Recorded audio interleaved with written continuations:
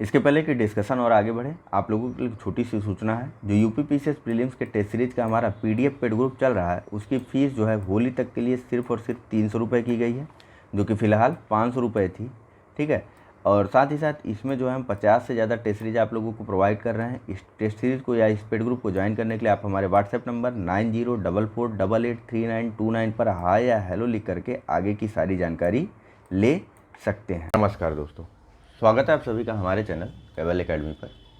देखिए, हमारा ये घटना चक्र पूर्वालोकन 2021 का डिस्कशन चल रहा है, जहाँ पर हमने एक लेक्चर कंप्लीट कर लिया है। अपने पिछले लेक्चर में हमने इसके चैप्टर नंबर 1 यानी कि पाषाण काल के बारे में बात कर ली है। इस चैप्टर की शुरुआत करेंगे हम इस बुक के चैप्टर नंबर 2 से, जिसका नाम है सैंधव सभ्यता एवं सैंधव संस्कृति। तो चलिए लेट न करते हुए जल्दी से शुरुआत कर लेते हैं। और जिस प्रकार हमारे द्वारा जल्दी जल्दी शुरुआत किया जा रहा है, उसी तरीके से जो है आप लोग भी जल्दी जल्दी लाइक करते हुए भी चलिएगा। और एक और चीज़ है, लेक्चर को कहीं से भी बीच में न छोड़ने का प्रयास कीजिए और साथ ही साथ होली को मनाइए, लेकिन पढ़ाई भी कंटिन्यू अपनी ज़रूर रखिएगा। तो चलिए बात कर लेते हैं, चलते हैं अपने पहले प्रश्न की तरफ, जहां पूछा जा रहा है कि मानव समाज विलक्षण है क्योंकि वह मुख्यतः आश्रित होता है ए संस्कृति पर, बी अर्थव्यवस्था पर, सी धर्म पर, या फिर डी विज्ञान पर। देखिए, थोड़ा जल्दी जल्दी चलने का प्रयास करेंगे, ठीक है। चलिए, फिलहाल इसका जो सही आंसर है वह है ऑप्शन नंबर बी। ठीक है, मानव समाज विलक्षण है क्योंकि वह मुख्यतः अर्थव्यवस्था पर आश्रित होता है और अर्थव्यवस्था के साथ ही साथ धीरे धीरे सभी चीज़ों में परिवर्तन होता रहता है। ठीक है, चाहे वह संस्कृति हो या धर्म हो या फिर विज्ञान हो। ठीक, देखिए पहले क्या थी, जो अर्थव्यवस्था थी वह कैसी थी, वह जो है पशु संग्राहक या खाद्य संग्राहक की थी। उसके बाद यह कृषि उत्पादन में परिवर्तित हो गई और अभी फिलहाल यह अर्थव्यवस्था जो है वह उद्योगों की तरफ धीरे धीरे अपना रुख बनाए हुए। तो हम देखेंगे कि हमारे आसपास की जो संस्कृति, सभ्यता, धर्म या विज्ञान है, वह भी इसी के अनुरूप ही धीरे धीरे परिवर्तित होती जा रही है। इसी चीज़ को यहाँ पर बताया गया है। नेक्स्ट बात करते हैं अगले प्रश्न के बारे में, जहाँ पूछा जा रहा है कि हड़प्पा निम्नलिखित में से किस सभ्यता से संबद्ध है। ए सुमेरियन सभ्यता, बी सिंधु घाटी सभ्यता, सी वैदिक सभ्यता, या फिर डी मेसोपोटामिया सभ्यता। चलिए, इसका जो सही आंसर है वह है ऑप्शन नंबर बी। हड़प्पा सभ्यता जो है वह सिंधु घाटी सभ्यता से संबंधित है। देखिए, सिंधु घाटी सभ्यता को ही हड़प्पा सभ्यता कहा जाता है। क्यों? क्योंकि जो सिंधु घाटी सभ्यता है उसके प्रथम पुरातात्विक प्रमाण हमको हड़प्पा से देखने को मिले हैं, इस कारण इसको हड़प्पा सभ्यता भी कहा जाता है। और अगर बात करें कालक्रम के अनुसार की, तो देखिए कालक्रम के अनुसार अगर देखा जाए तो मिस्र और मेसोपोटामियाई सभ्यताओं की समकालीन सभ्यता थी यह सिंधु घाटी सभ्यता। ठीक है, नेक्स्ट, सिंधु सभ्यता संबंधित है ए प्रागैतिहासिक युग से, बी आद्य ऐतिहासिक युग से, सी ऐतिहासिक युग से, या फिर डी उत्तर ऐतिहासिक युग से। चलिए, इसका जो सही आंसर है वह है ऑप्शन नंबर बी। सिंधु घाटी सभ्यता जो है वह आद्य ऐतिहासिक युग से संबंधित है। ऐसा इसलिए क्योंकि जिस सभ्यता के अंतर्गत लिपि का ज्ञान तो होता है, लेकिन उस लिपि को पढ़ा नहीं जा सकता है, उसको हम लोग आद्य ऐतिहासिक काल में रखते हैं। ठीक है, देखिए यहाँ पर लेखन कला का ज्ञान तो है सिंधु घाटी सभ्यता में, लेकिन अभी तक इसे पढ़ा नहीं जा सका है। अतः इतिहास निर्माण में सिंधु घाटी सभ्यता से प्राप्त लिपियों का प्रयोग नहीं किया गया है। ठीक है, चलिए बात करते हैं अगले प्रश्न के बारे में, जहाँ पूछा जा रहा है कि सिंधु घाटी की सभ्यता गैर आर्य थी क्योंकि वह नगरीय सभ्यता थी, उसकी अपनी लिपि थी, उसकी खेतिहर अर्थव्यवस्था थी, और डी उसका विस्तार नर्मदा नदी घाटी तक था। चलिए, इसका जो सही आंसर है वह है ऑप्शन नंबर ए। ठीक है, सिंधु घाटी सभ्यता गैर आर्य थी क्योंकि वह एक नगरीय सभ्यता थी, जबकि आर्यों की जो वैदिक कालीन सभ्यता थी वह सभ्यता थी ग्रामीण। ठीक है, यह मुख्य विशेष अंतर था इन दोनों सभ्यताओं के बीच में। ठीक है, हालांकि अगर हम बर्तनों के बारे में बात करें तो वहाँ आपके बर्तनों में भी अंतर आपको देखने को मिलेगा, जिसे कि मृद भांड बोला जाता है। मृद भांड यानी कि मिट्टी के बर्तन। ठीक है, चलिए, पूछा जा रहा है कि सिंधु घाटी सभ्यता को आर्यों से पूर्व रखे जाने का महत्वपूर्ण कारण है ए लिपि, बी नगर नियोजन, सी तांबा, या फिर डी मृद भांड। देखिए, आर्यों से अलग थी किस क्रम में? तो ग्रामीण अर्थव्यवस्था नहीं थी सिंधु घाटी सभ्यता, जबकि आर्यों की सभ्यता ग्रामीण सभ्यता थी। सिंधु घाटी सभ्यता जो थी वह नगरीय सभ्यता थी। अब इसे हम लोग वैदिक सभ्यता से पहले क्यों पढ़ते हैं? इसलिए पढ़ते हैं क्योंकि इनके जो मृदभांड थे वह अलग प्रकार के थे, जबकि आर्यों के मृदभांड अधिक विकसित थे। ठीक है, सैंधव घाटी सभ्यता से हमको काले रंग के मिट्टी के बर्तन या फिर मृदभांड देखने को मिले हैं। देखिए, काले रंग की आकृतियों से चित्रित लाल मृदभांड हमको हड़प्पा सभ्यता से देखने को मिले हैं। वहीं आर्यों या फिर वैदिक कालीन सभ्यता में हमको धूसर एवं चित्रित धूसर मृदभांड देखने को मिले हैं। ठीक है, नेक्स्ट यहाँ पूछा जा रहा है कि, देखिए इसको पूरा पढ़ देता हूँ, कंफ्यूज मत होइए आप लोग। सिंधु घाटी सभ्यता लीप ज्ञान और नगर नियोजन आज के संदर्भ में प्रारंभिक आर्यों से अधिक विकसित थी। पुरातात्विक साक्ष्यों में अलग अलग काल में पाए गए मृदभांड ही सिंधु घाटी सभ्यता को आर्यों से पूर्व का सिद्ध करते हैं। काले रंग की आकृतियों से चित्रित लाल मृदभांड जहाँ हड़प्पा सभ्यता की विशेषता है, वहीं धूसर एवं चित्रित धूसर मृदभांड जो है वह आर्यों से संबंधित माना गया है। नेक्स्ट, सिंधु घाटी संस्कृति वैदिक सभ्यता से भिन्न थी क्योंकि ए, इसके पास विकसित शहरी जीवन की सुविधाएं थी। बी, इसके पास चित्रलेखीय लिपि थी। सी, इसके पास लोहे और रक्षा शस्त्रों के ज्ञान का अभाव था। और डी, उपर्युक्त सभी। चलिए, इसका जो सही आंसर है वह है ऑप्शन नंबर डी। सभी के सभी कथन सही हैं। सिंधु घाटी सभ्यता एक नगरीय सभ्यता थी और सुविकसित नगरीय सभ्यता थी। ठीक है, यहाँ की जो लिपि थी जिसे हम अभी तक पढ़ नहीं पाए हैं वह एक चित्रात्मक लिपि थी, यानी चित्रों के माध्यम से लोगों द्वारा कुछ न कुछ कहा जाता है। जैसे वर्तमान में हम लोग चीन की लिपि को देखते हैं। ठीक है, क्या नाम है उसका चीन की भाषा का, जरा बताइए आप लोग तो। ठीक है, कमेंट करके बताइएगा। ठीक है, तो उसी प्रकार की चित्रलेखी लिपि थी, जैसे मोर बना दिया जाता था और आशा की जाती थी कि इस मोर से आप हैं समझे या फिर कुछ और समझे, ना समझे, विभिन्न प्रकार की चीज़ें थी। देखिए, हम लोग उसको समझ नहीं पाए हैं कि मोर बनाने का उनका उद्देश्य क्या था या फिर हाथी बनाने का उनका उद्देश्य क्या था। इस सब चीज़ों को हम लोग समझ अभी नहीं पाए हैं। ठीक है, यानी कि उस लिपि को हम लोग पढ़ नहीं पाए हैं। फिलहाल इनके पास लोहे और रक्षा शस्त्रों के ज्ञान का भी अभाव था। बिल्कुल सही बात है यह। लोहा जो है वह उत्तर वैदिक काल में हमको देखने को मिलता है। लगभग 1000 ईसा पूर्व के आसपास हमको लोहे का ज्ञान हुआ था। वहीं रक्षा शस्त्रों के ज्ञान का अभाव भी सिंधु घाटी सभ्यता के लोगों में देखने को मिलता है। ठीक है, यहाँ के लोग जो है वह व्यापारी वर्ग के ज़्यादा थे, बजाय इसलिए जो है इनके द्वारा जो है युद्ध वगैरह आदि नहीं किया जाता था। ठीक है, घोड़े के ज्ञान का भी अभाव था। फिलहाल चलिए बात करते हैं अगले प्रश्न के बारे में, और प्रश्नों के माध्यम से जब आगे चीज़ें मिलेंगी तो वहाँ पर और अच्छे से डिस्कस किया जाएगा। ठीक है, हड़प्पा संस्कृति की जानकारी का प्रमुख स्रोत है ए, शिलालेख, बी, पकी मिट्टी की मुहरों पर अंकित लेख, सी, पुरातात्विक खुदाई, या फिर डी, उपर्युक्त सभी। चलिए, इसका जो सही आंसर है वह है ऑप्शन नंबर सी। ठीक है, शिलालेख मिले हैं लेकिन हम इन्हें पढ़ नहीं पाए हैं। पक्की मिट्टी की मुहरों पर अंकित लेख मिले लेकिन हम इन्हें पढ़ नहीं पाए हैं। तो बचा कौन सा? पुरातात्विक खुदाई बचा। ठीक है, ज़्यादातर लोग इसके साथ गए होंगे, लेकिन यह विकल्प जो है वह गलत है। पुरातात्विक खुदाई से हमको हड़प्पा संस्कृति के बारे में अच्छे जो भी जानकारी प्राप्त हुई है वह हुई है। ठीक है, नेक्स्ट देखिए, हड़प्पा सभ्यता की लिपि का अभी तक वाचन नहीं हो सका है, अतः सभ्यता से संबंध अनेक पुरास्थलों के पुरावशेष ही हड़प्पा संस्कृति के विशिष्ट तत्वों पर प्रकाश डालते हैं। नेक्स्ट, निम्नलिखित में से कौन सा सिंधु घाटी की सभ्यता पर प्रकाश डालता है? ए, शिलालेख, बी, पुरातत्व संबंधी खुदाई, सी, बर्तनों की मुहरों पर लिखावट, या फिर डी, धार्मिक ग्रंथ।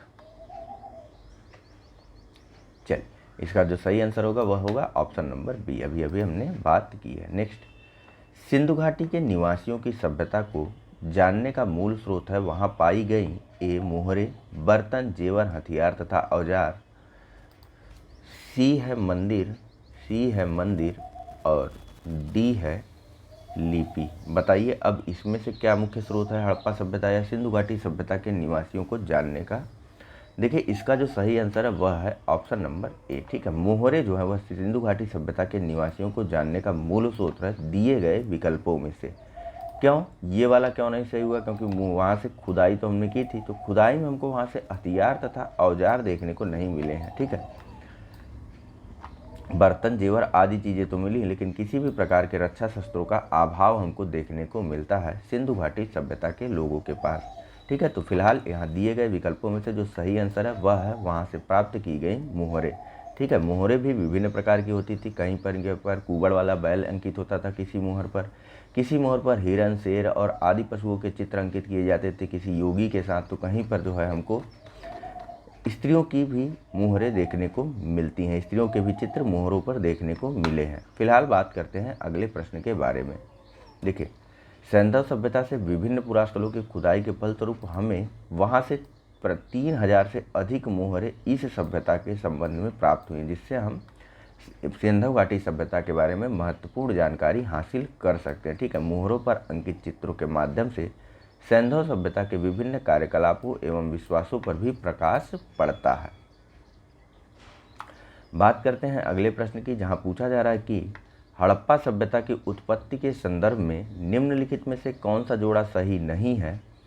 आपके पास ऑप्शन है ए एम रफीक मुगल, हड़प्पा सभ्यता ने मेसोपोटामियाई सभ्यता से प्रेरणा ली। बी ई जे एच मैके, सुमेर से लोगों का पलायन। सी मार्टिमर व्हीलर, पश्चिम एशिया से सभ्यता के विचार का प्रवसन। डी अलमंदा घोष, हड़प्पा सभ्यता का उद्भव पूर्व हड़प्पा सभ्यता की परिपक्वता के परिणाम स्वरूप हुआ था। चलिए, फिलहाल इसका जो सही आंसर है वह है ऑप्शन नंबर ए। ठीक है, एम रफीक मुगल का मानना था कि जो हड़प्पा सभ्यता है वह अपने पूर्व की सभ्यता के परिणाम स्वरूप और अधिक विकसित हुई, यानी कि इनका अलमंदा घोष आदि लोगों का मानना था कि जो हड़प्पा सभ्यता है उसका विकास जो है स्थानीय स्तर पर हुआ था, न कि किसी भी प्रकार के प्रवसन के माध्यम से। प्रवसन यानी कि बताइए, जो प्रवासी लोग होते हैं, जैसे कि हम यहाँ से जा कर के अगर मुंबई में बस गए, या फिर आप मुंबई से आगे बढ़ कर के अगर अफ्रीका में बस गए, तो उसे हम लोग प्रवासन बोलते हैं। और जब हम वहाँ जाते हैं, समूह में जब जाते हैं, तो वहाँ पर हम जो है अपने साथ कुछ कल्चर, कुछ संस्कृति आदि चीज़ों को लेकर के जाते हैं।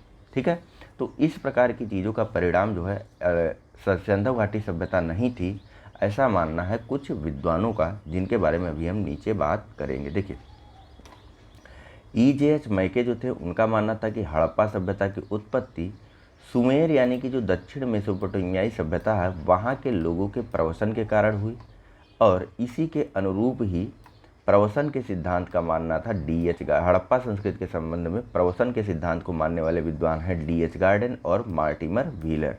DH गार्डन और मार्टिमर व्हीलर ने इसकी उत्पत्ति को या इसके प्रवसन के सिद्धांत को थोड़ा सा परिवर्तित करते हुए कहा कि हड़प्पा सभ्यता की उत्पत्ति पश्चिमी एशिया से सभ्यता के विचार के प्रवसन के कारण हुई है।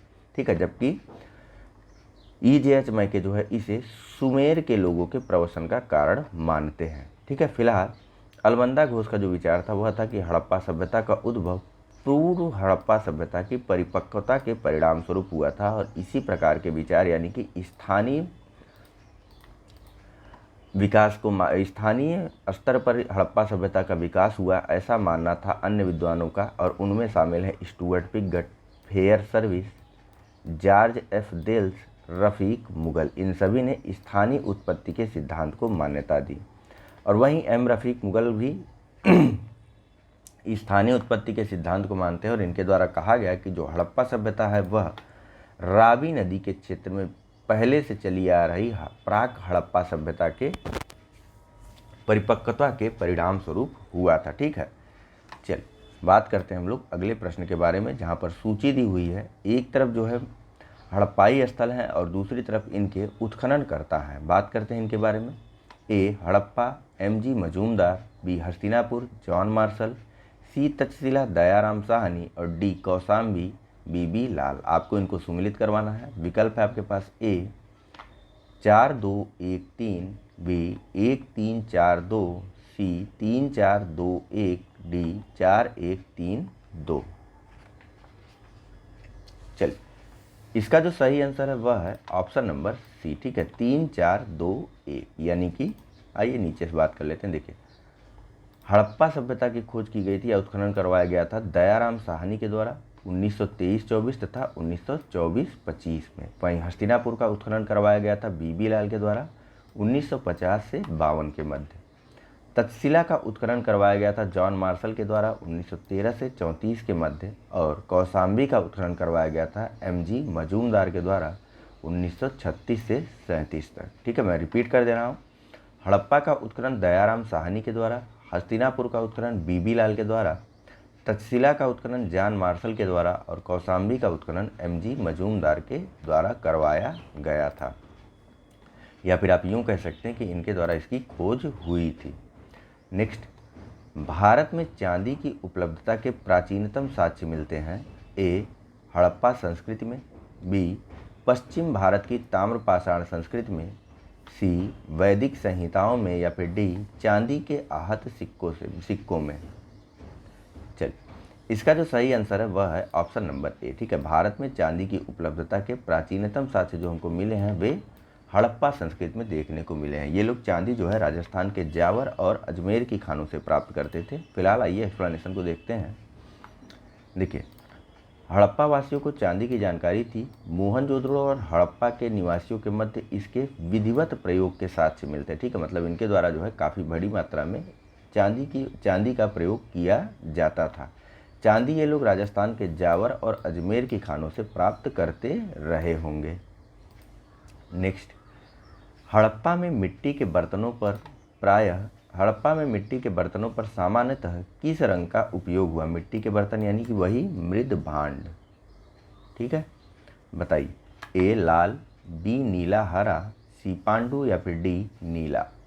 सॉरी।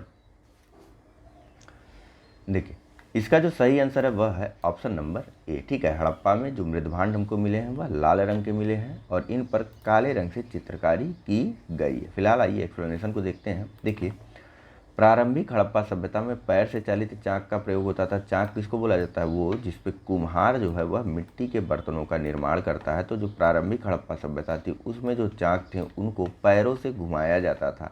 ठीक है, तो कब मिला हमको? प्रारंभिक हड़प्पा सभ्यता में चाक से चालित चाकों का प्रयोग देखने को मिला, जबकि परिपक्व अवस्था में हमको हाथ से चालित चाकों का प्रयोग देखने को मिलता है।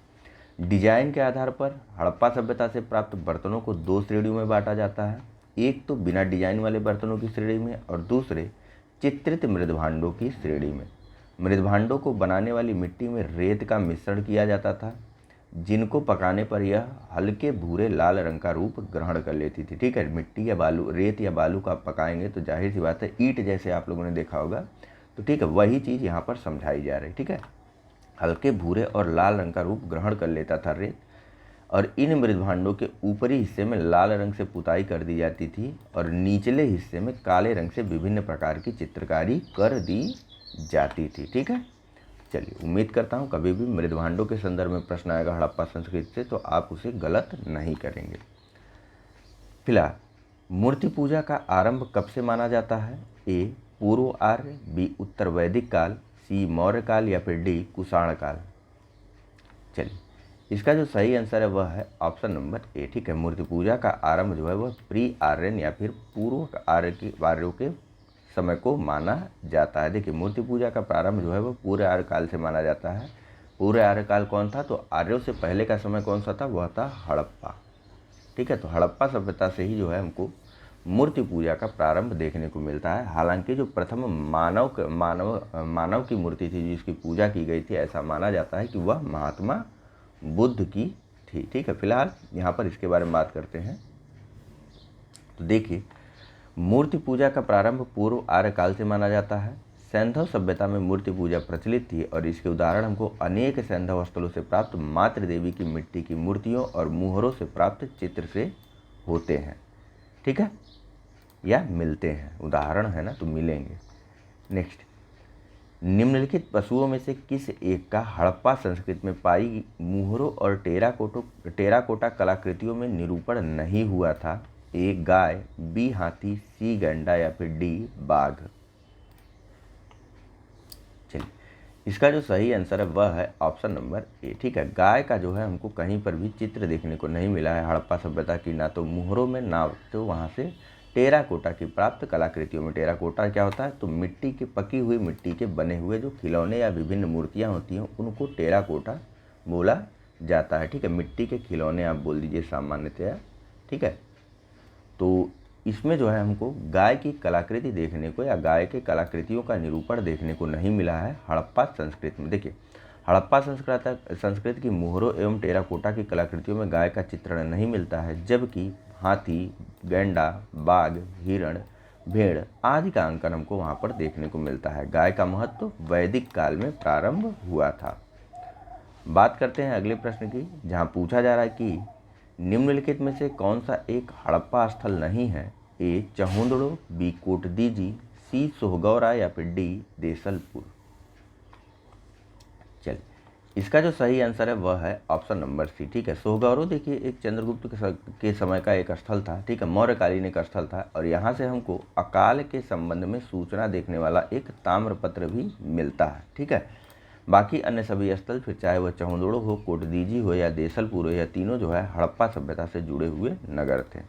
आइए बात करते हैं एक्सप्लेनेशन के बारे में। देखिए, सोहगौरा जो है उत्तर प्रदेश के गोरखपुर में राप्ती नदी के किनारे स्थित एक गांव है। यहाँ से हमको मौर्यकालीन ताम्रपत्र अभिलेख देखने को मिलता है, जिसमें यहाँ से अन्नागार होने का विवरण मिलता है। ठीक है, सोहगौरो में एक अन्नागार था मौर्यकालीन।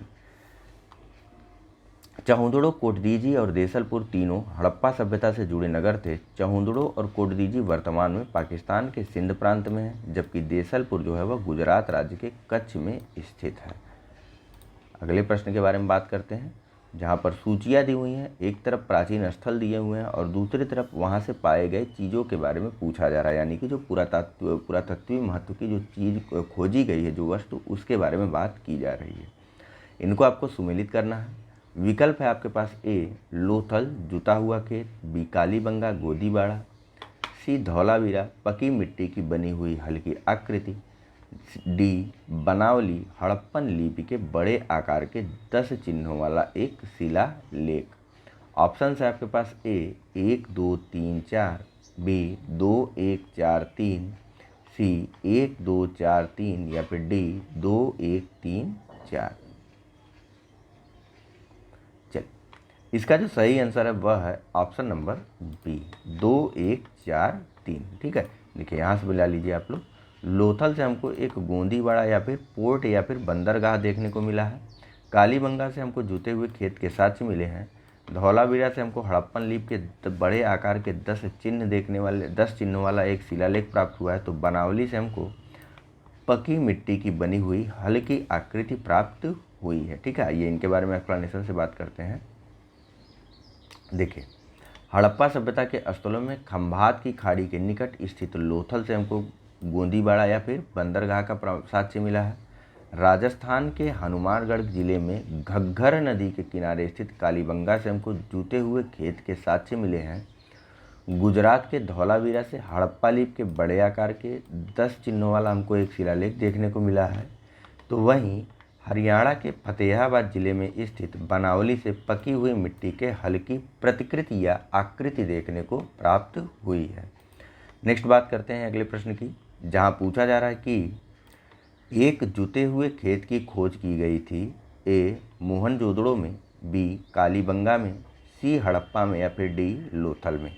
तो अभी हमने ऊपर देखा कि जुते हुए खेत का साक्ष्य जो है वह हमको राजस्थान में घग्घर नदी के किनारे स्थित कालीबंगा से देखने को मिला है। फिलहाल बात करते हैं अगले प्रश्न के बारे में, जहां पूछा जा रहा है कि निम्न में से किस हड़प्पन नगर में जुते हुए खेतों के निशान मिले। तो सीधे आंसर पर चलते हैं और ऑप्शन नंबर ए पे टिक करके आगे बढ़ते हैं, यानी कि कालीबंगन या फिर बंगा से। नेक्स्ट अगला प्रश्न है, यह भी सूचियों के रूप में है। एक तरफ जो है हड़प्पाई स्थल है और दूसरी तरफ वहाँ से प्राप्त वस्तुएं हैं।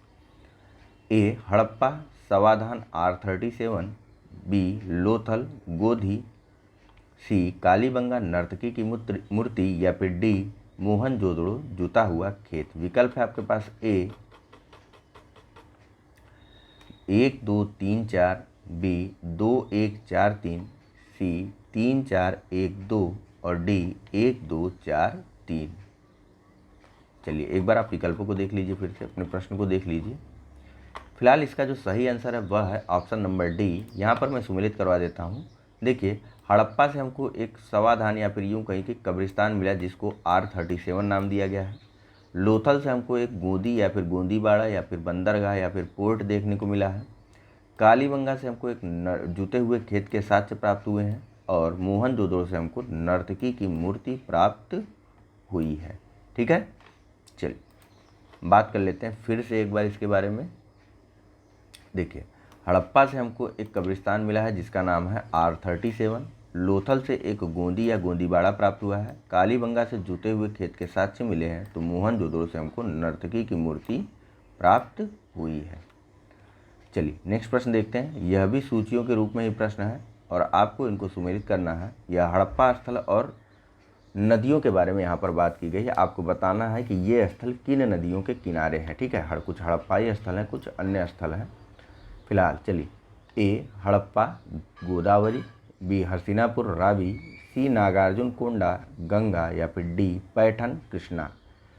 विकल्प है आपके पास ए 1 2 3 4, बी 2 3 4 1, सी 4 3 2 1, या डी 3 4 1 2।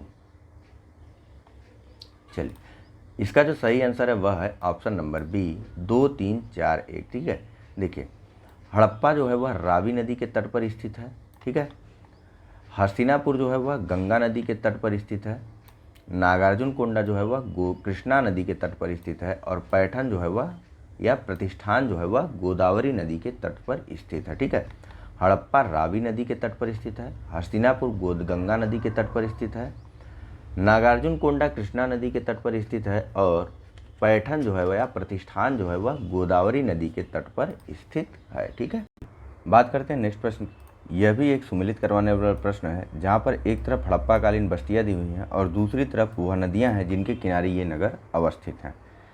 ऑप्शन है आपके पास ए हड़प्पा भोगवा, बी कालीबंगा घग्गर, सी लोथल रावी, या फिर डी रोपण सतलज। इनको आपको सुमेलित करना है। कूट है आपके सामने ए 3 2 1 4, बी 3 4 1 2, सी 4 2 3 1, या फिर डी 1 3 2 4। तो जल्दी से सुमेलित करिए। देखिए लेक्चर जो है दोबारा से यहाँ से बनाना पड़ रहा है बीच में से एडिट करते हुए, क्योंकि जो है पूरा का पूरा वीडियो जो है वह ख़राब हो गया कुछ जगहों पर। तो फिलहाल जो है थोड़ा सा जल्दी करेंगे। इसका जो सही आंसर है वह है ऑप्शन नंबर ए। ठीक है, 3 2 1 4। ठीक है, यहाँ से देखिए, जो हड़प्पा है यह रावी नदी के किनारे स्थित है। कालीबंगा जो है यह घग्गर नदी के तट पर स्थित है। लोथल जो है वह गुजरात में स्थित है और यह भोगवा नदी के तट पर स्थित है। और रोपड़ जो है वह सतलज नदी के किनारे स्थित है। एक बार फिर से देख लीजिए। देखिए, हड़प्पा जो है वह रावी नदी के बाएं तट पर स्थित है। ठीक है, कालीबंगा घग्गर नदी के तट पर स्थित है। लोथल जो है वह भोगवा नदी के तट पर, और रोपड़ जो है वह सतलज नदी के तट पर स्थित है। बात करते हैं अगले प्रश्न की, जहाँ पूछा जा रहा है कि हड़प्पा किस नदी के किनारे अवस्थित है। ऑप्शन है आपके पास ए व्यास, बी सतलज, सी रावी, और डी घग्गर। हालांकि यहाँ पर विकल्पों की आवश्यकता नहीं थी, लेकिन फिर भी इसका जो सही आंसर है वह है ऑप्शन नंबर सी, रावी नदी के बाएं तट पर हड़प्पा स्थल स्थित है। ठीक है, नेक्स्ट, सैंधव सभ्यता का महान स्नानागार कहाँ से प्राप्त हुआ है। ए मोहनजोदड़ो, बी हड़प्पा, सी लोथल, या फिर डी कालीबंगा। देखिए, इसका जो सही आंसर है वह है ऑप्शन नंबर ए। ठीक है, सैंधव सभ्यता का जो सबसे बड़ा और महान स्नानागार प्राप्त हुआ है वह प्राप्त हुआ है मोहनजोदड़ो से, और इसका प्रयोग जो है वह अनुष्ठानिक प्रयोगों के लिए किया जाता था इसका उपयोग। ठीक है, अनुष्ठानिक यानी कि पूजा पाठ आदि चीज़ों में इस स्नानागार का प्रयोग किया जाता था। ठीक, नेक्स्ट बात करते हैं अगले प्रश्न की, जहाँ पूछा जा रहा है कि विशाल स्नानागार, देखिए कितनी लंबी थी कितनी चौड़ी थी यह जानना जरूरी नहीं है। ठीक है, नेक्स्ट, विशाल स्नानागार किस पूरा स्थल से पाया गया था। ए रोपण, बी हड़प्पा, सी मोहनजोदड़ो, या फिर डी कालीबंगा। चलिए, तो अभी हमने ऊपर बात की, इसका जो सही आंसर है वह होगा ऑप्शन नंबर सी। ठीक है, विशाल स्नानागार कहाँ से मिला है, मोहनजोदड़ो से। नेक्स्ट, सिंधु सभ्यता के बारे में निम्न में से कौन सा कथन असत्य है। ए नगरों में नालियों की सुदृढ़ व्यवस्था थी, बी व्यापार और वाणिज्य उन्नत दशा में था, सी मातृदेवी की उपासना की जाती थी, या डी लोग लोहे से परिचित थे। चलिए देखिए, लोहे का परिचय जो है वह हुआ था उत्तर वैदिक काल के आसपास, लगभग 1000 ईसा पूर्व के समय में। उसके पहले जो है हम लोग लोहे के प्रयोग से जो है अपरिचित थे। ठीक, तो बाकी अन्य तीनों कथन सही हैं, लेकिन यह लोहे वाला प्रयोग जो है वह वैदिक काल के संदर्भ में, पूर्व वैदिक काल के संदर्भ में और साथ ही साथ सैंधव सभ्यता और इसके पहले के संदर्भ में असत्य कथन हमेशा होगा। ठीक है, दिमाग में इसको रख लीजिए। बाकी जो नगर थे वे जो है उनमें नालियों की व्यवस्था थी। देखिए सड़कें जो है ना वो ऑक्सफोर्ड प्रणाली में व्यवस्थित की गई थी, यानी कि ये सड़कें जो हैं एक दूसरे को समकोण बनाते हुए काटती थी या 90 डिग्री पर काटती थी।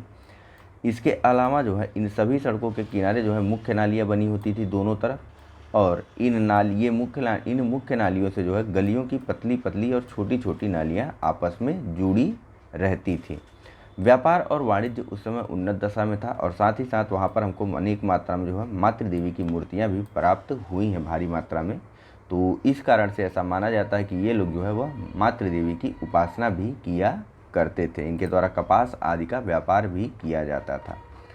बात करते हैं अगले प्रश्न के बारे में, जहाँ पूछा जा रहा है कि सिंधु घाटी सभ्यता जानी जाती है पहला अपने नगर नियोजन के लिए, दूसरा मोहनजोदड़ो और हड़प्पा के लिए, तीसरा अपने कृषि संबंधी कार्यों के लिए, और चौथा अपने उद्योगों के लिए। आपको नीचे कूटों का प्रयोग करते हुए सही उत्तर का चयन करना है। कूट है ए 1 और 2, बी 1, 2 और 3, सी 2, 3 और 4, या फिर डी उपर्युक्त सभी। फिलहाल इसका जो सही आंसर है वह है ऑप्शन नंबर डी। ठीक है, सभी के सभी कथन सही हैं। नगर नियोजन के बारे में हमने बात कर ली अभी। मोहनजोदड़ो और हड़प्पा जो ये दोनों ही सैंधव सभ्यता के नगर थे। कृषि संबंधी कार्य भी यहाँ पर होते हैं, क्योंकि हमने देखा कि कालीबंगा से हमको जुते हुए खेतों के साँचे भी प्राप्त हुए हैं। इसके अलावा यदि उद्योगों की बात करें तो यहाँ से हमको कई जगहों पर सैंधव सभ्यता के कुछ स्थलों से हमको ईंट के भट्टे प्राप्त हुए हैं। ठीक है, कई स्थलों से हमको मन के निर्माण यानी कि जो बर्तनों का निर्माण होता है उसकी भट्टियाँ प्राप्त हुई हैं। इसके अलावा इनके द्वारा कपड़ों की रंगाई वगैरह भी की जाती थी। ठीक है, चलिए बात करते हैं अगले प्रश्न के बारे में, जहां पूछा जा रहा है कि निम्नलिखित में से किसका सुमेल नहीं है। एक तरफ हड़प्पाई स्थल दिए हुए हैं और दूसरी तरफ जो है वर्तमान अवस्थिति वाले राज्य दिए हुए हैं उनके। आपको बताना है कि किसका सुमेल जो है वह गलत है। ए आलमगीरपुर उत्तर प्रदेश, बी लोथल गुजरात, सी कालीबंगा हरियाणा, या फिर डी रोपण पंजाब। चलिए देखिए, कालीबंगा जो है वह राजस्थान के हनुमानगढ़ जिले में स्थित है। ठीक है, और यह घग्गर नदी के किनारे स्थित है। बाकी अन्य सभी कथन सही सुमेलित हैं। आलमगीरपुर उत्तर प्रदेश के मेरठ जिले में है, लोथल जो है वह गुजरात में स्थित है, और रोपण जो है वह पंजाब में स्थित है। ठीक है, नेक्स्ट बात करते हैं। देखिए अलमंदा घोष यानी कि एएन घोष के द्वारा जो है कालीबंगा की खुदाई या फिर खोज की गई थी वर्ष 1951 में। ठीक है, नेक्स्ट, निम्न में से किस सिंधु सभ्यता से संबंधित कौन सा केंद्र उत्तर प्रदेश में स्थित है। नीचे दिए कूटों में से सही उत्तर का चयन कीजिए। पहला कालीबंगा, दूसरा लोथल, तीसरा आलमगीरपुर, और चौथा है हुलास। कूट है ए 1, 2, 3, 4, बी 1, 2, सी 2, 3, या फिर डी 3 और 4। देखिए उत्तर प्रदेश में मेरठ क्षेत्र में इसका जो सही आंसर है वह है ऑप्शन नंबर डी 3 और 4। आलमगीरपुर और हुलास जो है यह दोनों उत्तर प्रदेश में स्थित है। आलमगीरपुर उत्तर प्रदेश के मेरठ जिले में स्थित है। हुलास जो है उत्तर प्रदेश के सहारनपुर जिले में स्थित है। ठीक है, दोनों ही सैंधवकालीन या सिंधु घाटी सभ्यता के प्रमुख स्थल रहे हैं। देखिए एक्सप्लेनेशन में भी सेम चीज़ें दी हुई हैं। कालीबंगा कहाँ पर है, राजस्थान में। लोथल कहाँ है, गुजरात में। बाकी आलमगीरपुर उत्तर प्रदेश के मेरठ जिले में, और हुलास जो है उत्तर प्रदेश के सहारनपुर जिले में स्थित है। बात करते हैं अगले प्रश्न की, जहाँ पूछा जा रहा है कि हड़प्पा संस्कृति के स्थल एवं उनकी स्थिति संबंधी निम्नलिखित युग्मों में से कौन सा एक युग्म सही सुमेलित नहीं है। ए आलमगीरपुर उत्तर प्रदेश, बी बनावली हरियाणा, सी दैमाबाद महाराष्ट्र, या फिर डी राखीगढ़ी राजस्थान। चलिए इसका जो सही आंसर है वह है ऑप्शन नंबर डी। राखीगढ़ी जो है वह राजस्थान में नहीं है। राखीगढ़ी हरियाणा के हिसार जिले में घग्गर नदी के तट पर स्थित है। ठीक है, घग्गर नदी के तट पर कालीबंगा भी है और राखीगढ़ी भी है, लेकिन कालीबंगा राजस्थान में है और राखीगढ़ी जो है वह हरियाणा के हिसार जिले में स्थित है। ठीक है, राखीगढ़ी की खोज 1969 में श्री सूरजभान जी के द्वारा की गई थी। ठीक है, नेक्स्ट बात करते हैं अगले प्रश्न की, जहाँ पूछा जा रहा है, जो कि सूचियों का प्रश्न है। एक तरफ हड़प्पाई स्थल दिए हुए हैं और दूसरी तरफ उनकी वर्तमान अवस्थिति वाले राज्य दिए हुए हैं, तो इनको आपको सुमेलित करना है। ऑप्शन है आपके पास ए मांडा राजस्थान, बी दैमाबाद हरियाणा, सी कालीबंगा जम्मू कश्मीर, डी राखीगढ़ी महाराष्ट्र। कूट है आपके पास ए 1 2 3 4, बी 2 3 4 1, सी 3 4 1 2 और डी 4 1 2 3। तो इनको सुमेलित करना है, जल्दी से सुमेलित करिए। चलिए, इसका जो सही आंसर है वह है ऑप्शन नंबर सी 3 4 1 2। देखिए, मांडा जो है यह जम्मू कश्मीर के श्रीनगर के समीप स्थित है। दैमाबाद जो है यह महाराष्ट्र में है। कालीबंगा अभी आपको बताएगा कि राजस्थान के हनुमानगढ़ जिले में स्थित है और यह घग्गर नदी के किनारे स्थित है। इसकी खोज 1951 में अलमंदा घोष के द्वारा की गई थी। वहीं राखीगढ़ी जो है हरियाणा के हिसार जिले में स्थित है, जिसकी खोज जो है वर्ष 1969 में सूरजभान के द्वारा की गई थी। और राखीगढ़ी और कालीबंगा दोनों ही घग्गर नदी के तट पर स्थित है। ठीक है, चलिए बात करते हैं अगले प्रश्न की, जहां पूछा जा रहा है कि यहाँ भी सूचियाँ दी हुई हैं। एक तरफ हड़प्पा पुरा स्थल दिए हुए हैं और दूसरी तरफ वे राज्य दिए हुए हैं जहाँ पर इनकी वर्तमान अवस्थिति है। आपको इन्हें सुमेलित करवाना है। यह 2020 का प्रश्न है पीसीएस का। ठीक है, ए बालू उत्तर प्रदेश, बी मांडा जम्मू एवं कश्मीर, सी पाडरी हरियाणा या फिर डी हुलास गुजरात। चलिए, फिलहाल इसका जो सही आंसर है वह तो है ऑप्शन नंबर डी, जो कि मैंने आपको दिखाया नहीं, वह है 3 2 4 1। ठीक है, दूसरे साइड में था तो थोड़ा सा प्रॉब्लम होती। यहाँ से हम लोग मैच करा के समझते हैं। ठीक है, हमारा मकसद जो है समझना है। तो बालू देखिए यह जो है हरियाणा में स्थित है। मांडा आपको बताया गया कि जम्मू कश्मीर में है। पाडरी गुजरात में है और हुलास जो है उत्तर प्रदेश के सहारनपुर जिले में स्थित है। ठीक है, बालू कहाँ पर है? हरियाणा में है। मांडा जम्मू एवं कश्मीर में है। पाडरी जो है वह गुजरात में स्थित है और सबसे अंत में हुलास जो है वह उत्तर प्रदेश के सहारनपुर जिले में स्थित है। ठीक है, चलिए बात करते हैं हम लोग अब अगले प्रश्न के बारे में, जहाँ पूछा जा रहा है कि हड़प्पा संस्कृति के निम्नलिखित स्थलों में कौन सिंध में अवस्थित है? पहला हड़प्पा, दूसरा मोहनजोदड़ो, तीसरा चहुंदड़ो और चौथा सूरकोटडा। कूट का प्रयोग करते हुए आपको सही उत्तर देना है। कूट है ए 1 और 2, बी 2 और 3, सी 2 3 एवं 4 और डी 1 2 3 एवं 4। चलिए, इसका जो सही आंसर है वह है ऑप्शन नंबर बी। ठीक है, दूसरा और तीसरा। देखिए, चहुंदड़ो और मोहनजोदड़ो दोनों ही पाकिस्तान के सिंध प्रांत में स्थित हैं, तो वहीं हड़प्पा जो है यह पाकिस्तान के पंजाब प्रांत में, ठीक है, पाकिस्तान के पंजाब प्रांत में मांटगोमरी जिले में अवस्थित है, जिसका वर्तमान नाम बदल करके साहिवाल कर दिया गया। ठीक है, मांटगोमरी का वर्तमान नाम साहिवाल है फिलहाल। और जो सूरकोटडा है वह भारत के गुजरात राज्य में स्थित है। बात करते हैं हम लोग अगले प्रश्न की। ठीक है, एक्सप्लेनेशन में कुछ खास दिया नहीं है। मोहनजोदड़ो निम्नलिखित में से कहाँ पर स्थित है? तो सी डायरेक्ट आंसर, पाकिस्तान के सिंध प्रांत में मोहनजोदड़ो स्थित है। ठीक है, नेक्स्ट प्रश्न पे चलते हैं, जहाँ पूछा जा रहा है कि चहुंदड़ो के उत्खनन का निर्देशन किया था। ए JH मैके ने, बी सर जॉन मार्शल ने, सी IM व्हीलर ने या फिर डी सर RL स्टीन ने। देखिए, चहुंदड़ो का उत्खनन तो जो है वर्ष 1935 में करवाया गया था, लेकिन इसकी खोज जो है 1931 में ही कर ली गई थी। लेकिन फिलहाल यहाँ पर बात की जा रही है उत्खनन के निर्देशन की। तो उत्खनन का निर्देशन जो है वह JH मैके के द्वारा करवाया गया था वर्ष 1935 में। आइए इसके बारे में थोड़ी सी बात करते हैं। देखिए, मोहनजोदड़ो से लगभग 130 किलोमीटर दक्षिण पूर्व में स्थित सिंध प्रांत का चहुंदड़ो हड़प्पाई स्थल जो है, इसकी खोज वर्ष 1931 में NG मजूमदार के द्वारा की गई थी और आगे चल कर के यहाँ पर वर्ष 1935 में JH मैके के द्वारा उत्खनन करवाया गया था। चलिए बात करते हैं हम लोग अगले प्रश्न के बारे में, जहाँ पूछा जा रहा है कि सिंधु घाटी सभ्यता का कौन सा स्थान अब पाकिस्तान में है? ए कालीबंगा, बी हड़प्पा, सी लोथल या फिर डी आलमगीरपुर। चलिए, इसका जो सही आंसर है वह है ऑप्शन नंबर बी, हड़प्पा जो है पाकिस्तान के मांटमोगरी जिला, जिसका कि वर्तमान नाम साहिवाल है, वहाँ पर स्थित है। बाकी अन्य सभी प्रांत जो है यह उत्तर प्रदेश भारत में स्थित है, जिसमें कि कालीबंगा राजस्थान राज्य में स्थित है, लोथल जो है यह गुजरात राज्य में स्थित है और आलमगीरपुर उत्तर प्रदेश में स्थित है। ठीक है, ये एक्सप्लेनेशन से और अच्छे से समझते हैं। देखिए, हड़प्पा के अवशेष आधुनिक पाकिस्तान के पंजाब प्रांत के मांटगोमरी वर्तमान साहिवाल जिले में स्थित है। यह स्थल रावी नदी के तट पर स्थित है, यानी कि हड़प्पा, ठीक है। जबकि कालीबंगा राजस्थान के हनुमानगढ़ जिले में, लोथल गुजरात प्रांत में और आलमगीरपुर उत्तर प्रदेश के मेरठ जिले में स्थित है। लोथल गुजरात प्रांत के कच्छ क्षेत्र में अवस्थित है, ठीक है। कच्छ क्षेत्र में भोगवा नदी के तट पर अवस्थित है। बात करते हैं अगले प्रश्न की, जहां पूछा जा रहा है कि रंगपुर जहां हड़प्पा की समकालीन सभ्यता थी है, ए पंजाब में, बी पूर्वी उत्तर प्रदेश में, सी सौराष्ट्र में या फिर डी राजस्थान में।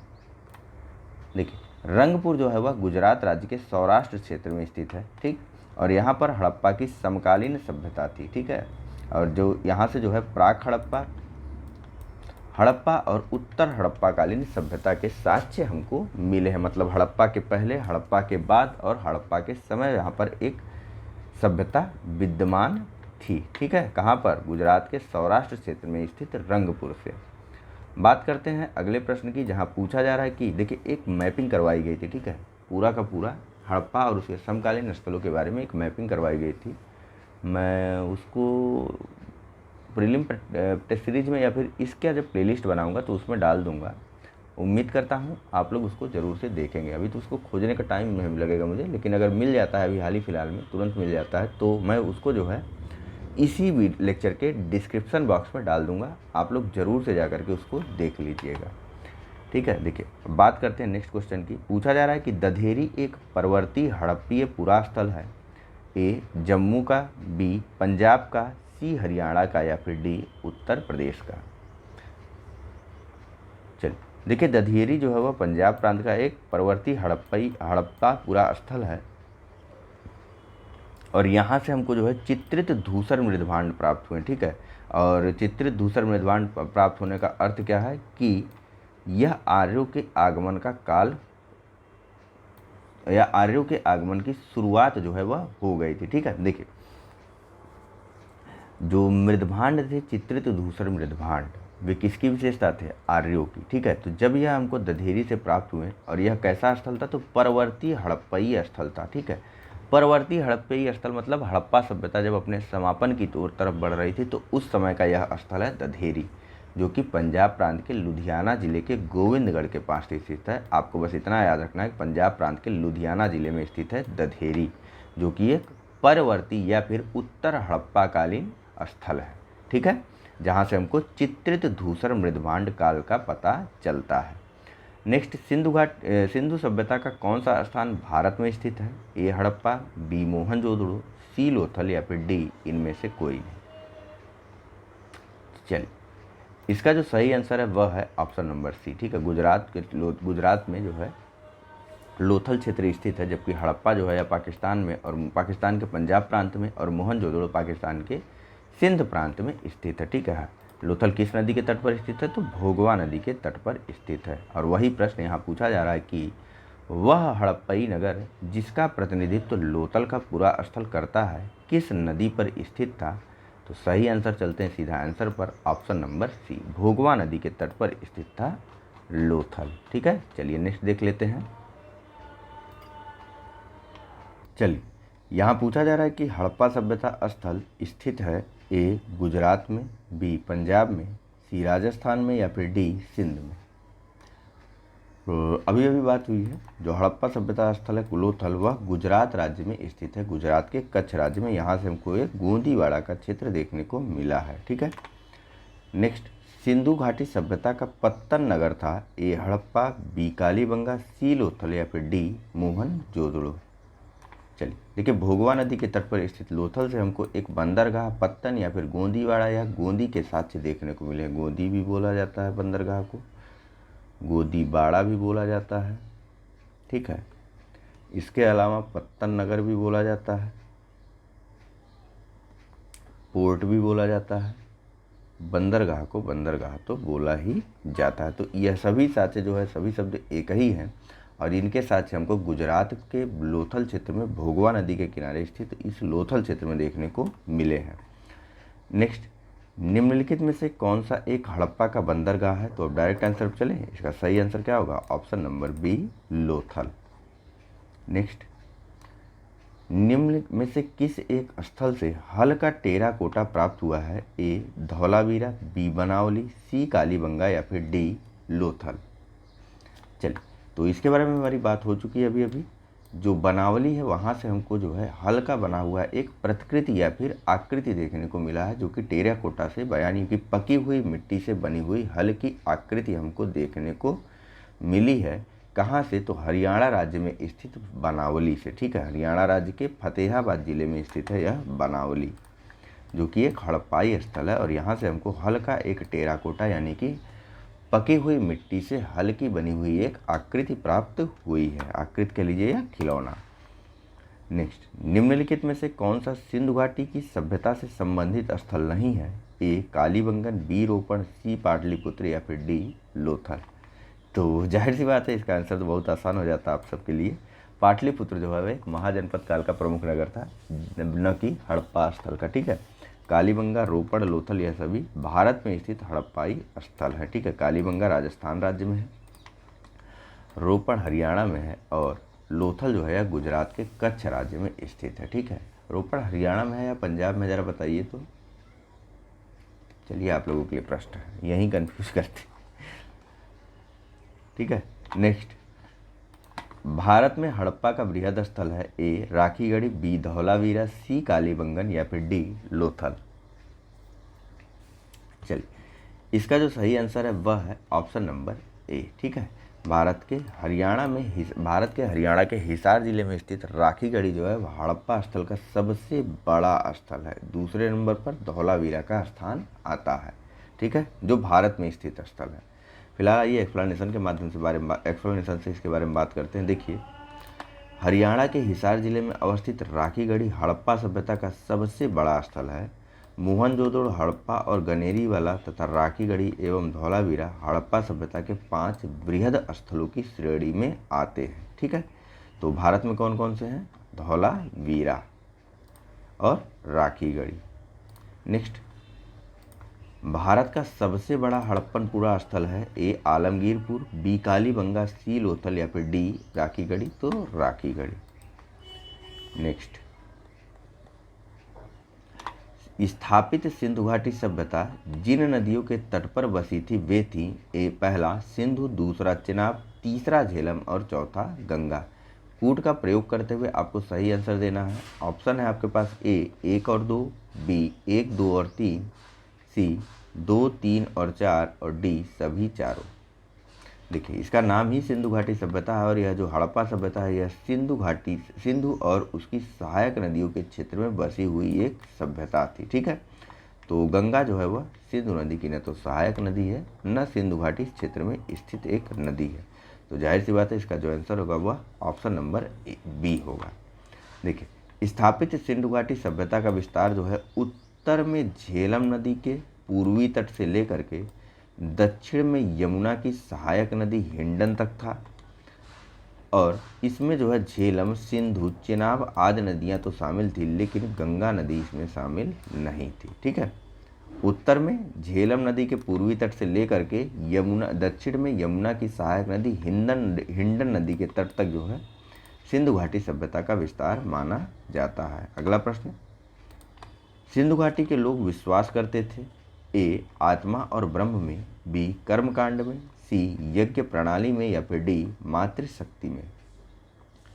चलिए, देखिए, इसका आंसर जो है वह नहीं दिया जा सकता है, क्योंकि सिंधु घाटी सभ्यता के लोग जो है वह सभी प्रकार की चीज़ों में विश्वास करते थे। ठीक है, लेकिन आपको अगर इनमें से बेस्ट आंसर देना हो तो आपको यहाँ पर जाना चाहिए मातृशक्ति में। ठीक है, देखिए, इसका एक्सप्लेनेशन देखिए तो आप समझेंगे अच्छे से। देखिए, सिंधु घाटी सभ्यता की लिपि को अभी तक पढ़ा नहीं जा सका, इस कारण इन लोगों के धार्मिक विश्वास के बारे में निश्चित तौर पर नहीं कहा जा सकता। उत्खनन में प्राप्त स्त्री मूर्तियों की बहुलता से मातृशक्ति की उपासना का अनुमान लगाया जाता है। पुरुष आकृतियों में शिव की पूजा अनुमानित होती, वह जो योगी की मुद्रा मिली है। ठीक है, अग्निकुंड या यज्ञ वेदिकाएँ भी हमको सिंधु घाटी सभ्यता से प्राप्त हुई हैं। मृतकों के साथ इनको ये जो है दैनिक उपयोग की वस्तुओं को भी दफनाते थे, इस कारण ऐसा लगता है कि ये आत्मा में भी विश्वास करते होंगे। तो इसीलिए कुछ निश्चित रूप में कहा नहीं जा सकता, फिर भी इन्हें मातृशक्ति का उपासक जो है वह माना जा सकता है। इसीलिए आप लोग ऑप्शन नंबर डी के साथ जाइएगा कभी यह प्रश्न दोबारा अगर आए तो। ठीक है, अगले प्रश्न के बारे में बात करते हैं, जहाँ पूछा जा रहा है कि सिंधु घाटी के लोग पूजा करते थे ए पशुपति की, बी इंद्र और वरुण की, सी ब्रह्मा की या फिर डी विष्णु की। चलिए, अब ये भी आपको बताया गया कि पशुपति की लोग पूजा करते थे सिंधु घाटी सभ्यता के लोग। ठीक है, सिंधु घाटी के लोग पशुपति शिव की पूजा करते थे और इसका प्रमाण भी हमको मोहनजोदड़ो से प्राप्त एक मोहर जिस पर योगी की आकृति बनी है उससे पता चलता है। तो वह योगी की आकृति वाली मोहर हमको कहाँ से मिली है? मोहनजोदड़ो से। ठीक है, नेक्स्ट, मोहनजोदड़ो एवं हड़प्पा की पुरातात्विक खुदाई के प्रभारी थे A Lord Macaulay, B sir John Marshall, C Clive या फिर डी कर्नल टॉड। इसका जो सही आंसर है वह है option number B, sir John Marshall जो है वह मोहनजोदड़ो एवं हड़प्पा की खुदाई के प्रभारी थे। 1921 में दयाराम साहनी के द्वारा हड़प्पा स्थल की खोज की गई या इनका पता लगाया गया और 1922 में राखलदास बनर्जी के द्वारा मोहनजोदड़ो के टीले का पता लगाया गया था। ठीक है, लेकिन तत्कालीन समय में जो एएसआई के निदेशक थे वे थे सर जॉन मार्शल। तो इन्हीं की अध्यक्षता में इन लोगों के द्वारा इन स्थलों का उत्खनन और इनकी खोज की गई थी। नेक्स्ट, सिंधु घाटी सभ्यता की वो खोज निकालने में जिन दो भारतीयों का नाम जुड़ा है वे हैं ए राखलदास बनर्जी तथा Dayaram Sahni, B John Marshall तथा ईश्वरी प्रसाद, सी आशीर्वाद लाल तथा रंगनाथ राव, डी माधव स्वरूप वत्स और वी राव। तो जाहिर सी बात है हड़प्पा का सबसे पहला स्थल जो था वह था सिंधु घाटी सभ्यता का जो सबसे पहला स्थल प्राप्त हुआ था वह हुआ था हमको हड़प्पा। ठीक है, तो इसकी खोज किसने की थी? दयाराम साहनी ने 1922 में, और इसके ठीक बाद 1921 में हड़प्पा की खोज की थी और इसके ठीक एक वर्ष बाद यानी कि 1922 में राखलदास बनर्जी ने मोहनजोदड़ो के टीलों का पता लगाया था। तो वे दो भारतीय कौन कौन से होंगे? तो राखलदास बनर्जी और दयाराम साहनी होंगे जिन्होंने सिंधु घाटी सभ्यता को खोज निकालने में महत्वपूर्ण योगदान दिया था। अगला प्रश्न है सुमेलित करवाने वाला प्रश्न है और पूछा जा रहा है कि कौन सा जो है वह सुमेलित नहीं है। A Harappa Dayaram Sahni, B Lothal SR Rao, C Surkotada JP Joshi, D Dholavira VK Thapar. बताइए कौन सा जो है वह सुमेलित नहीं है। एक तरफ उत्खनन करता है और दूसरी तरफ वे लोग हैं जिनके द्वारा यह उत्खनन किया गया था। चलिए, इसका जो सही आंसर है वह है ऑप्शन नंबर डी, धौलावीरा का उत्खनन जो है वह VK थापड़ के द्वारा नहीं, धौलावीरा का उत्खनन दयाराम साहनी के द्वारा करवाया गया था। ठीक है, फिलहाल यहाँ पर जो बाकी अन्य सभी वह सही सुमेलित हैं। हड़प्पा का उत्खनन दयाराम साहनी ने करवाया था, लोथल का उत्खनन SR राव ने करवाया था, सुरकोटड़ा का उत्खनन जो है वह JP जोशी जी के द्वारा करवाया गया था, वहीं धौलावीरा का उत्खनन दयाराम साहनी ने करवाया था। एक सेकंड, सॉरी, धौलावीरा का उत्खनन दयाराम साहनी ने ही, धौलावीरा का उत्खनन जो है वह VK RS बिष्ट ने करवाया था। ठीक है, सॉरी इसके लिए। ठीक है, देखिए मैं फिर से सारी चीज़ें बता देता हूँ, कभी कभी कन्फ्यूजन हो जाती।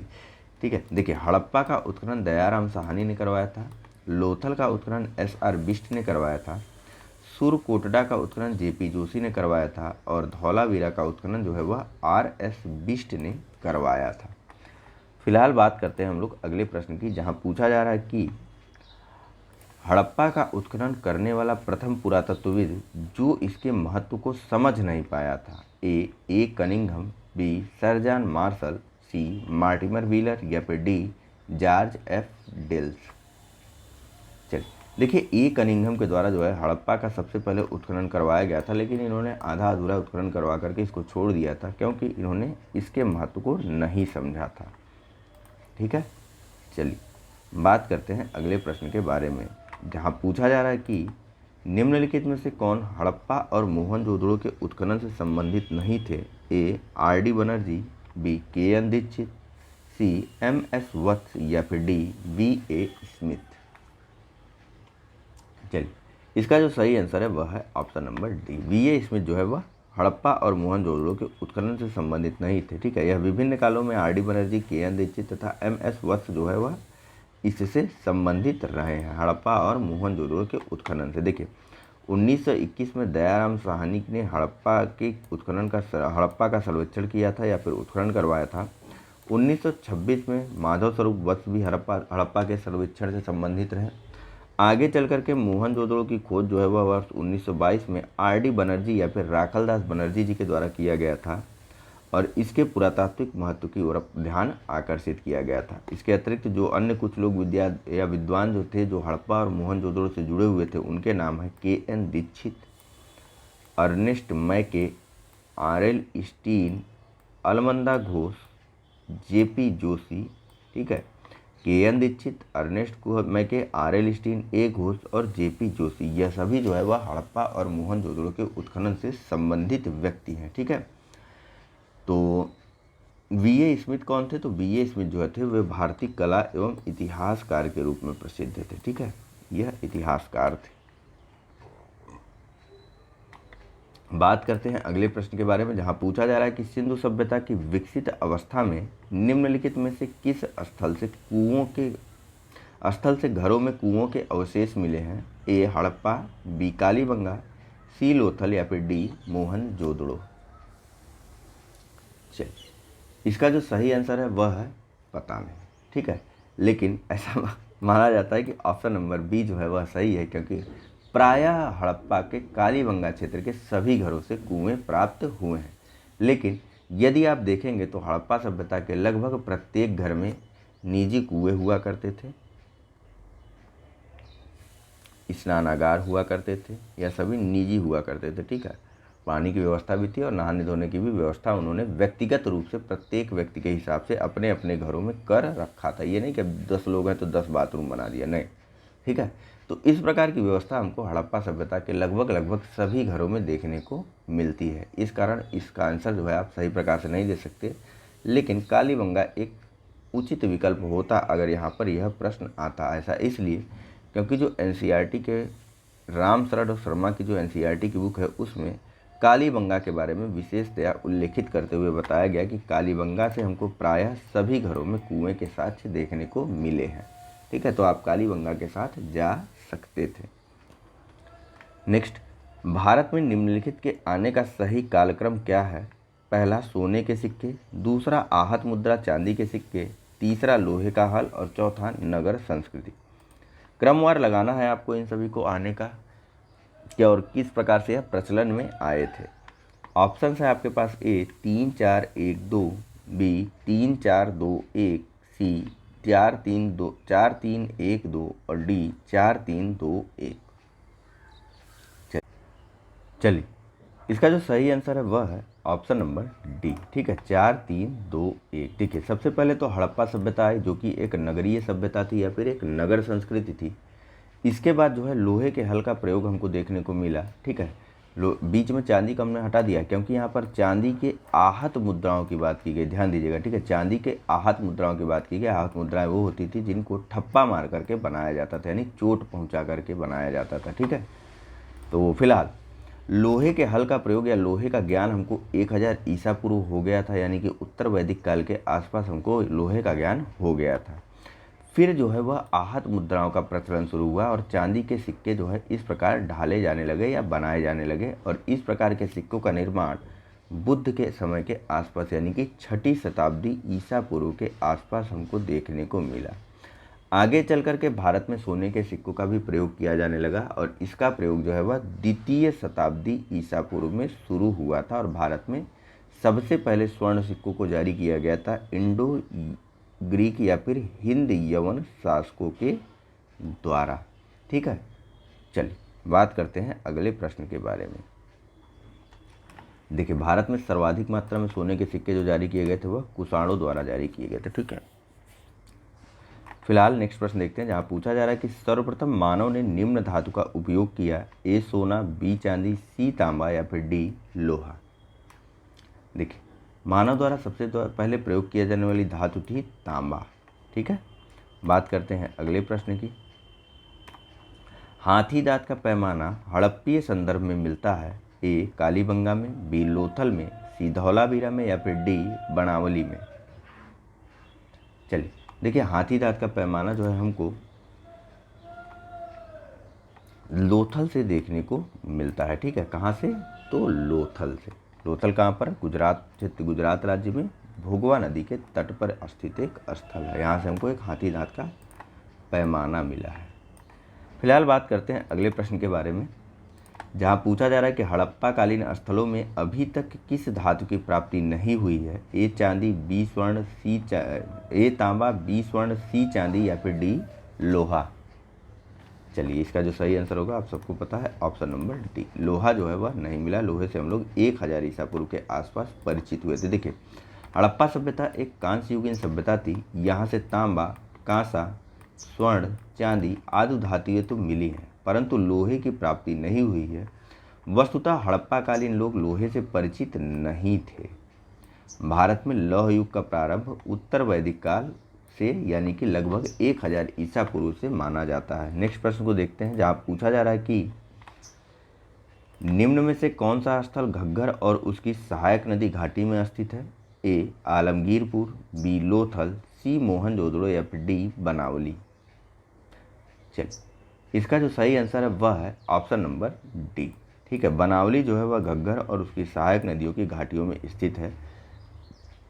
और कहाँ पर है? तो बनावली है हरियाणा के फतेहाबाद जिले में। यहाँ से हमको टेराकोटा की बनी एक हल की प्रतिकृति प्राप्त हुई थी। ठीक है, नेक्स्ट अगले प्रश्न के बारे में बात करते हैं।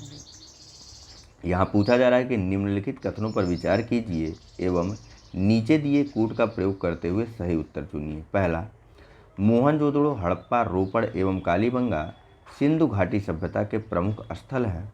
दूसरा, हड़प्पा के लोगों ने सड़कों तथा नालियों के जाल के साथ साथ नियोजित शहरों का विकास किया। तीसरा, हड़प्पा के लोगों को धातुओं के उपयोग का पता नहीं था। आपको कूट का प्रयोग करते हुए सही उत्तर बताना था। ऑप्शन है ए 1 एवं 2 सही है, बी 1 एवं 3 सही है, सी 2 एवं 3 सही है या फिर डी 1, 2 एवं 3 सही है। चलिए, इसका जो सही आंसर है वह है ऑप्शन नंबर ए। ठीक है, पहला और दूसरा कथन सही है। धातुओं के उपयोग का पता था इनको। देखिए, कई बार हमने बात की ये जो है तांबे को टीन के साथ मिला गया है। एक कांस्य युगीन सभ्यता थी और कांसे का निर्माण किस प्रकार से किया जाता है? तांबे को टीन में मिला करके, टीन में मिला करके कांसा बनाया जाता था और इस विधि से हड़प्पाई सभ्यता के लोग सुपरिचित थे। सोने तथा चांदी के आभूषण भी बनाए जाते थे। नियोजित नगरीय सभ्यता थी यह, और वहाँ पर सड़कों और नालियों का जाल बिछा हुआ था, जिसमें सड़कें जो है वह एक दूसरे को समकोण रूप से काटती थी और सभी सड़कों के किनारे मुख्य नालियाँ हुआ करती थी और जो गलियाँ थी वहाँ पर छोटी छोटी या पतली पतली जो सब नालियाँ होती थी वे बनाई जाती थी। यह सब नालियाँ जो है वह सड़कों के किनारे बनाई गई मुख्य नालियों से जोड़ दी जाती थी। ठीक है, बाकी स्थलों के बारे में हमारी बात हो चुकी है। सड़कें देखिए एक दूसरे को समकोण पर काटती थी और इसको कहा जाता था ऑक्सफोर्ड प्रणाली। ठीक है, सड़कों के दोनों किनारों पर पक्की नालियाँ बनाई जाती थी जिन्हें बड़ी ईंटों तथा पत्थरों के टुकड़ों से ढक दिया जाता था और सोने चांदी आदि के आभूषण भी इनके द्वारा पहनाए जाते थे और तांबे के साथ टीन मिला करके इन्होंने कांसा भी तैयार कर लिया था। बात करते हैं अगले प्रश्न की, जहाँ पूछा जा रहा है कि कथन और कारण के रूप में प्रश्न है। यह कथन ए है कि मोहनजोदड़ो तथा हड़प्पा नगर अब विलुप्त हो गए हैं। कारण आर बताया जा रहा है कि वह खुदाई के दौरान प्रकट हुए थे। ऑप्शन ए है कि ए और आर दोनों सही तथा आर ए का सही स्पष्टीकरण है। बी, ए और आर दोनों सही हैं किंतु आर सही स्पष्टीकरण नहीं है ए का। सी, ए सही किंतु आर गलत है और डी, ए गलत किंतु आर सही है। तो जाहिर सी बात है, कोई भी चीज़ लापता हो जाए तो उसका खुदाई करना उसका कारण नहीं होता है उसके लापता होने का, कि भैया हम लापता हो जा रहे हैं, आप हमारी खुदाई कर लेना। ठीक है, तो इसका जो सही आंसर है वह है ऑप्शन नंबर ए। अब ये कह रहा हूँ ऑप्शन नंबर बी, ए और आर दोनों ही सही है, लेकिन जो कथन है, जो कारण है, वह कथन की सही स्पष्टीकरण नहीं है। फिलहाल यहाँ पर जो एक्सप्लेनेशन है इसके बारे में हमने कई बार बात की है कि मोहनजोदड़ो जो कि वर्तमान में पाकिस्तान के सिंध प्रांत के नरकाना जिले में सिंधु नदी के दाएं तट पर स्थित है और हड़प्पा जो कि वर्तमान में पाकिस्तान के पंजाब प्रांत के साहिवाल या मोंटगोमरी जिले में रावी नदी के बाएं तट पर स्थित है। ये दोनों ही नगर सैंधव सभ्यता के दो प्रमुख नगर थे जिनकी खोज जो है मोहनजोदड़ो की आर.डी. बनर्जी के द्वारा और दयाराम साहनी के द्वारा हड़प्पा की खोज की गई और वर्तमान में ये सभी जो है वह एक मृत प्राय या फिर विलुप्त नगर हैं। ठीक है। इस कारण जो कथन और कारण दोनों सही हैं, लेकिन कारण कथन का सही स्पष्टीकरण नहीं कर रहा है। नेक्स्ट, हड़प्पा संस्कृति के संदर्भ में शैलकृत स्थापत्य के प्रमाण कहाँ से मिले हैं? ए कालीबंगा, बी धौलावीरा, सी कोटदीजी या फिर डी आमरी। चलिए, हड़प्पा संस्कृति के संदर्भ में हमको शैलकृत स्थापत्य के प्रमाण धौलावीरा से देखने को मिले हैं। ठीक है, धौलावीरा हड़प्पा सभ्यता की दूसरी सबसे बड़ी बस्ती है भारत में। ठीक है, पहली कौन सी है? तो पहली है राखीगढ़ी। ठीक है, धौलावीरा से ही हमको शैलकृत जलकुंड भी प्राप्त हुए हैं। ठीक है, चलिए बात करते हैं अगले प्रश्न की, जहाँ पूछा जा रहा है कि धौलावीरा है कहाँ? तो गुजरात के कच्छ रण में अवस्थित है। कंफ्यूज हो गए होंगे आप लोग, तो मैं पढ़ देता हूँ पूरा स्टेटमेंट। धौलावीरा हड़प्पा सभ्यता की भारत में स्थित दूसरी सबसे बड़ी बस्ती है। यह गुजरात के कच्छ के रण में अवस्थित है। यहाँ से उत्खनन के परिणाम स्वरूप हड़प्पा सभ्यता के अनेक महत्वपूर्ण जानकारियाँ प्राप्त की गई हैं। इन खोजों में शैलकृत जलकुंड महत्वपूर्ण है। ठीक है, नेक्स्ट, धौलावीरा जिस राज्य में स्थित है वह है ए गुजरात, बी हरियाणा, सी पंजाब या डी राजस्थान। तो डायरेक्ट आंसर पे चलना चाहिए था हमको, ऑप्शन ए सही है। अगले प्रश्न के बारे में बात करते हैं, जहाँ पूछा जा रहा है कि कौन सा हड़प्पाई नगर 3 भागों में विभक्त है? ए लोथल, बी कालीबंगा, सी धौलावीरा या फिर डी सूरकोटडा। चलिए, इसका जो सही आंसर है वह है ऑप्शन नंबर सी। ठीक है, सामान्यतः जो हड़प्पाई नगर थे उनको 2 भागों में, ऊपरी और निचले नगर में विभाजित किया गया था, लेकिन जो धौलावीरा था यह 3 भागों में विभाजित था। ठीक है, एक तो था किले का भाग, दूसरा था मध्य नगर और तीसरा था आपका निचला नगर, लोअर सिटी जिसे बोला जाता है। ठीक है, चलिए बात करते हैं अगले प्रश्न के बारे में। भाई क्या, तो किले में जो है वह प्रशासनिक लोग रहते थे, मध्य नगर में व्यापारी वर्ग रहा करता था और निचले नगर में जो दास वगैरह थे, दास तो नहीं कह सकते आप लोग, जो अन्य अछूत वर्ग थे वे लोग निचले नगरों में रहते थे। ठीक है, नेक्स्ट, निम्नलिखित में से कौन से स्थल में 3 नगरों के अवशेष प्राप्त हुए हैं? तो डायरेक्ट आंसर पर चलें, इसका जो सही आंसर है वह है ऑप्शन नंबर डी धौलावीरा। अगले प्रश्न की बात करते हैं, जहां पूछा जा रहा है कि एक उन्नत जल प्रबंधन व्यवस्था का साक्ष्य प्राप्त हुआ है। ए आलमगीरपुर से, बी धौलावीरा से, सी कालीबंगा से या फिर डी लोथल से। चलिए, अभी अभी हमने देखा कि गुजरात के धौलावीरा से हमें एक शैलकृत जलकुंड प्राप्त हुआ है। ठीक है, उस शैलकृत जलकुंड के माध्यम से विभिन्न क्षेत्र जो है वह आपस में जुड़े हुए थे। ठीक है, और इन क्षेत्रों से पानी जो है वह निकल करके यहाँ पर आता था, एकत्रित होता था और इसका प्रयोग जो ये लोग सामान्यतया किया करते थे। ठीक है, तो जलाशयों में ये लोग जल संग्रहित किया करते थे, ऐसे आप लोग समझ सकते हैं।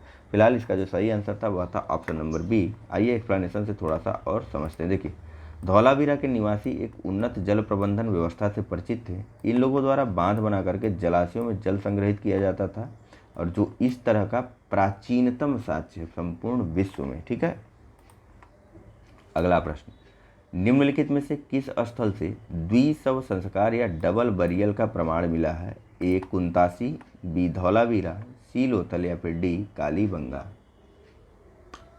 चलिए, इसका जो सही आंसर है वह है ऑप्शन नंबर, बताइए, आप कालीबंगा के साथ जा सकते हैं। ठीक है, फिलहाल इसमें सही आंसर नहीं बताया गया है।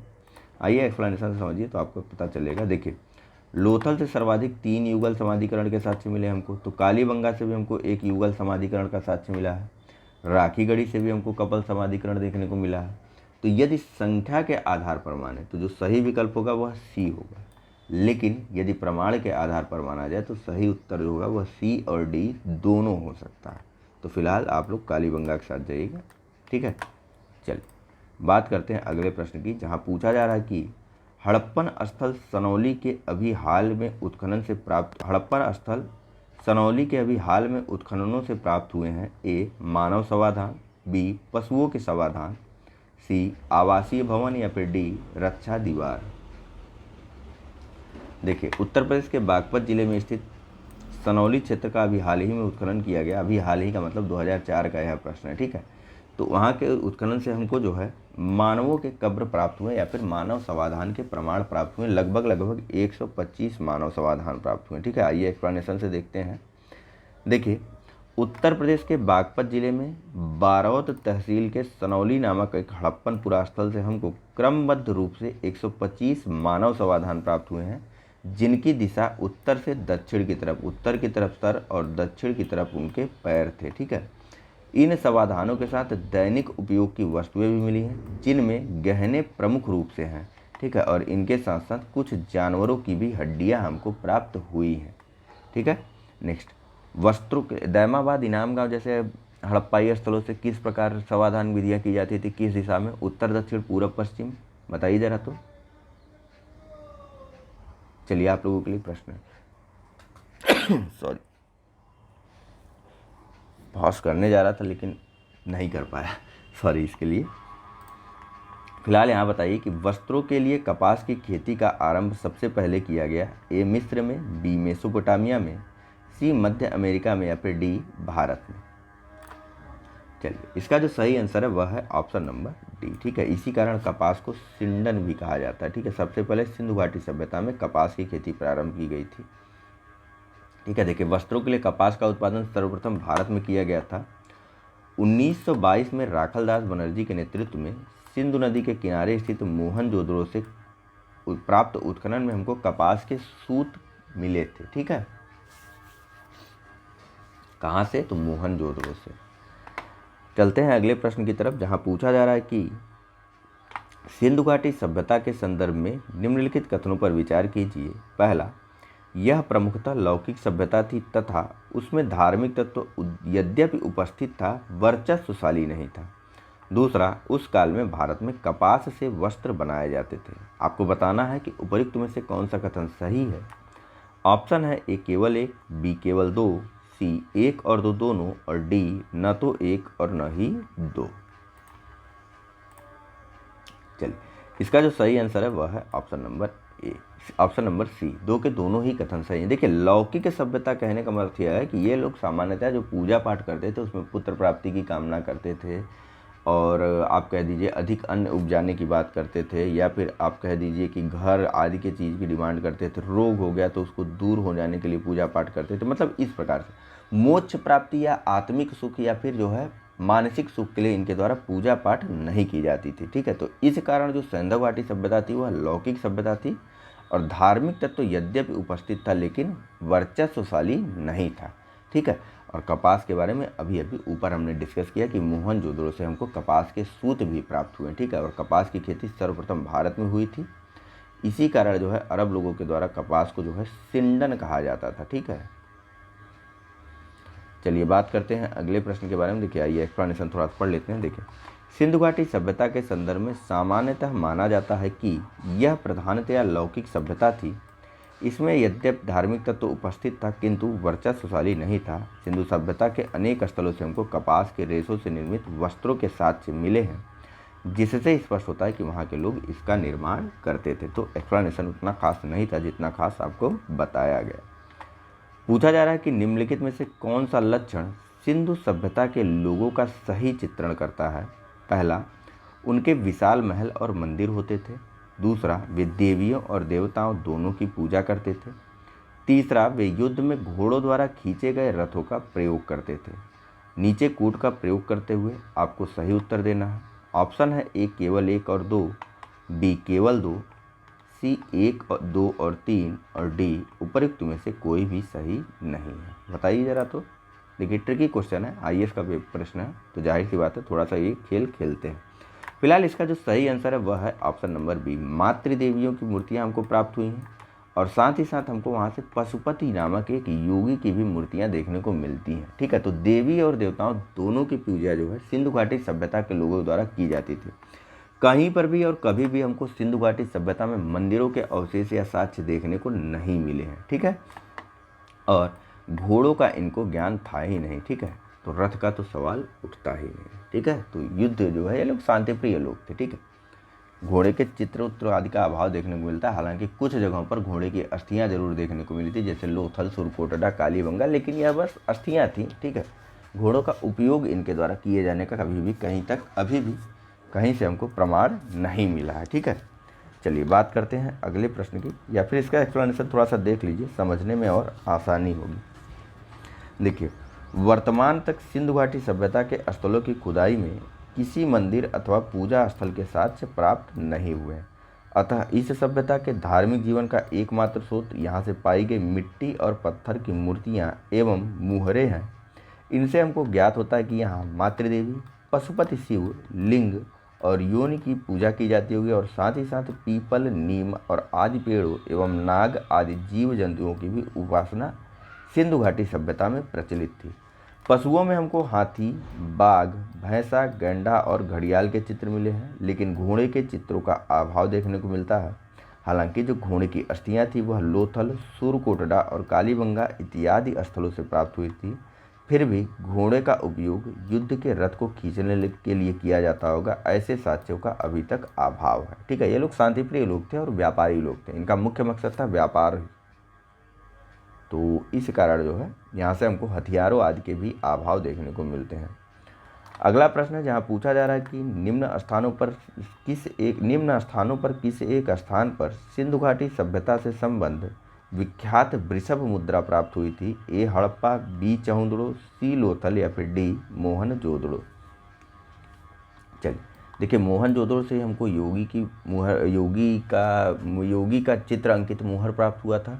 मोहनजोदड़ो से ही हमको विशाल स्नानागार प्राप्त हुआ था और मोहनजोदड़ो से ही हमको कुबड़ वाले बैल या फिर इसको वृषभ कहा गया। ठीक है, कुबड़ वाला बैल या फिर वृषभ वाले वृषभ के चित्रांकित जो है वह वृषभ की आकृति से युक्त मुहर प्राप्त हुई है। ठीक है, चलिए आइए इसके एक्सप्लेनेशन को देखते हैं। थोड़ा सा शब्दों को जोड़ने में इधर उधर हुआ। देखिए, मोहनजोदड़ो से प्राप्त कुबड़ वाले बैल की आकृति युक्त मुहर की कलात्मकता की भूरी भूरी प्रशंसा जो है मार्शल महोदय ने की। इसमें बैलों के अंगों में उभार और शरीर के अनुपात में जो विशिष्टता दिखाई गई वह अपूर्व है। ठीक है, तो किसी प्रकार कुछ खास एक्सप्लेनेशन नहीं है। फिलहाल बात करते हैं अगले प्रश्न की, जहां पूछा जा रहा है कि निम्नलिखित में से किस पशु का अंकन हड़प्पा संस्कृति की मोहरों पर नहीं मिलता है। ए बैल, बी हाथी, सी घोड़ा और डी भेड़। चलिए, इसका जो सही आंसर है वह है ऑप्शन नंबर सी। ठीक है, घोड़े का अंकन जो हमको हड़प्पा संस्कृति की मोहरों पर कहीं भी देखने को नहीं मिला है। फिलहाल बात करते हैं अगले प्रश्न की, जहां पूछा जा रहा है कि किस पशु के अवशेष सिंधु घाटी सभ्यता से प्राप्त नहीं हुए हैं। ए शेर, बी घोड़ा, सी गाय या फिर डी हाथी। चलिए, इसका जो सही आंसर है वह है ऑप्शन नंबर ए। ठीक है, शेर के अवशेष हमको सिंधु घाटी सभ्यता में कहीं पर भी प्राप्त नहीं हुए हैं। ठीक है, चलिए बात करते हैं इसके एक्सप्लेनेशन की, ताकि आप लोग चीज़ों को और अच्छे से समझें। देखिए, गाय और हाथी के अवशेष तो हमको सिंधु घाटी सभ्यता से प्राप्त हुए हैं। घोड़े के अवशेष सिंधु घाटी सभ्यता से प्राप्त होने के संबंध में विद्वानों में मतभेद है, लेकिन फिर भी सुरकोटड़ा आदि क्षेत्रों से हमको घोड़े के अवशेष भी देखने को मिले हैं। ठीक है, लोथल, सुरकोटड़ा, कालीबंगा, इन सब के बारे में यहाँ पर हमने देखा इसके बारे में। ठीक है, लेकिन सिंधु घाटी सभ्यता के उत्खनन से बाघ एवं चीता के अवशेषों की प्राप्ति का उल्लेख तो किया गया है, लेकिन कहीं पर भी शेर के अस्थियों के या फिर शेर का क्या कहते हैं, अस्थि ही बोलेंगे ना उसको, शेर के अवशेष को कहीं पर भी उल्लेखित नहीं किया गया है कि वह सिंधु घाटी सभ्यता से प्राप्त हुआ है। ठीक है, फिलहाल बात करते हैं अगले प्रश्न की। एक तरफ और अकेले लगातार बोलते बोलते ना थोड़ा सा दिक्कत होती है, लेकिन हमको चूँकि कंप्लीट करना है तो आपको थोड़ा सा एडजस्ट करना होगा। ठीक है, धीरे धीरे जो है लगातार अकेले ही मैं रहने लगूँगा, तो निश्चित तौर पर आप लोगों को आसान हो जाएगी चीज़ें आप लोगों के लिए। मृड़ पट्टिका पर उत्कीर्ण सींग युक्त देवता की कृति प्राप्त हुई है। ए बनावली से, बी कालीबंगा से, सी लोथल से या फिर डी सुरकोटड़ा से।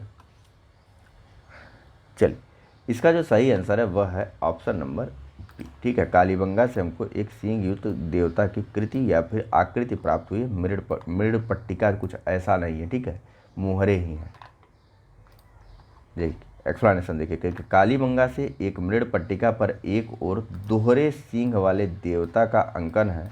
इसके अतिरिक्त मोहनजोदड़ो से भी सींग युक्त देवता के चित्र हमको प्राप्त हुए हैं। ठीक है, मोहनजोदड़ो और कालीबंगा दोनों जगहों से हमको सींग युक्त देवता के चित्र प्राप्त हुए, लेकिन जो कालीबंगा से प्राप्त हुए वे थे दोहरे सींग वाले देवता। आइए बात करते हैं अगले प्रश्न की, जहाँ पूछा जा रहा है कि निम्नलिखित में से कौन सी सभ्यता नील नदी के तट पर पनपी। ए रोमन सभ्यता, बी सिंधु घाटी सभ्यता, सी यूनानी सभ्यता या डी मिस्र की सभ्यता। तो नील नदी क्षेत्र में फैलने वाली जो सभ्यता या नील नदी क्षेत्र में जो पनपने वाली सभ्यता थी वह थी मिस्र की सभ्यता। मिस्र को जो है नील नदी का आशीर्वाद भी कहा जाता है। अगर यह नील नदी ना होती तो मिस्र भी वह रेगिस्तान होता। ठीक है,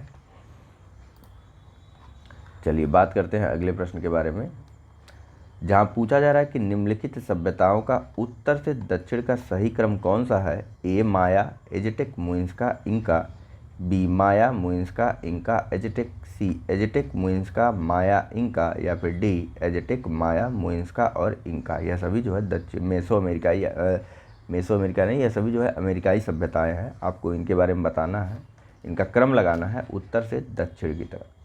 तो देखिए इसका जो सही क्रम है वह है ऑप्शन नंबर डी। सबसे उत्तर में एजेटेक सभ्यता है, उसके दक्षिण में आप आएंगे तो आपको माया सभ्यता देखने को मिलेगी। माया सभ्यता के दक्षिण में मुइंस्का सभ्यता और मुइंस्का सभ्यता के दक्षिण में इंका सभ्यता देखने को मिलेगी। ठीक है, देखिए एजेटेक सभ्यता का विस्तार मेसो अमेरिका के उत्तरी भाग पर था। मेसो अमेरिका के अंतर्गत मैक्सिको से लेकर के Belize, Guatemala, El Salvador, Honduras, Nicaragua तथा उत्तरी कोस्टारिका तक का क्षेत्र भी शामिल है। ठीक है, तो एजेटेक सभ्यता जो है वह कहाँ पर थी? सभी अमेरिका की सभ्यताओं में सबसे उत्तर में स्थित थी। ठीक है, और इस एजेटेक सभ्यता का विस्तार मध्य मैक्सिको में भी था। माया सभ्यता का विस्तार मेसो अमेरिका के दक्षिणी भाग अर्थात इन सभी के नीचे, ठीक है, दक्षिणी मैक्सिको से लेकर के दक्षिणी ग्वाटेमाला, बेलीज, अल सल्वाडोर और होंडुरास तक था। मुइंस्का सभ्यता दक्षिण अमेरिकी महाद्वीप के कोलंबिया के पूर्वी भाग में विस्तृत थी, जबकि जो इंका सभ्यता का विस्तार है वह दक्षिण अमेरिका के पश्चिमी भाग के उत्तर में क्विंटो से लेकर के दक्षिण में सेंटियागो तक था। इसे आप दक्षिण अमेरिका का लोकेशन देखते हुए अगर पढ़ते ना तो अच्छे से समझ जाते। फिलहाल हम आगे बढ़ रहे हैं। एक बार आप मैप खोल करके, दक्षिण अमेरिका का मैप खोल करके इसको दोबारा से प्ले करके देखिएगा, कभी नहीं भूलेगा आपको। ठीक है, इस प्रकार से स्पष्ट होता है कि प्रश्नानुसार दी गई सभ्यताएं सबसे उत्तर में एजेटेक, उसके बाद माया, मुइंस्का और फिर इंका थी। चलिए आइए इस सिंधु घाटी सभ्यता के अंतिम प्रश्न के बारे में बात करते हैं, जहां पूछा जा रहा है कि लेखन कला की उचित प्रणाली विकसित करने वाली सर्वप्रथम प्राचीन सभ्यता थी। ए सिंधु, बी मिस्र, सी सुमेरिया या फिर डी चीन। चलिए इसका जो सही आंसर है वह है ऑप्शन नंबर सी। ठीक है, प्राचीन विश्व के प्रथम लिपि आविष्कारकर्ता माना जाता है सुमेरियाई सभ्यताओं को, लोगों को। ठीक है, सुमेरिया की जो लिपि थी वह क्यूनिफॉर्म लिपि थी। ठीक है, और इसी को सामान्यतः प्राचीनतम लिपि माना जाता है। एक्सप्लेनेशन में पढ़ देता हूँ। देखिए, सुमेरिया के लोग प्राचीन विश्व के प्रथम लिपि आविष्कर्ता थे। इनकी प्रारंभिक लिपि का स्वरूप अत्यंत सरल एवं आदिम था। सुमेरिया की क्यूनिफॉर्म लिपि को सामान्यतः प्राचीनतम लिपि माना जाता है। तो फिलहाल इस डिस्कशन में इतना ही है। अगले भाग में हम लोग बात करेंगे वैदिक काल के बारे में। तो चलिए, thank you very much for discussion. Channel को लाइक, सब्सक्राइब, अन्य मित्रों के साथ शेयर करना मत भूलिएगा। धन्यवाद।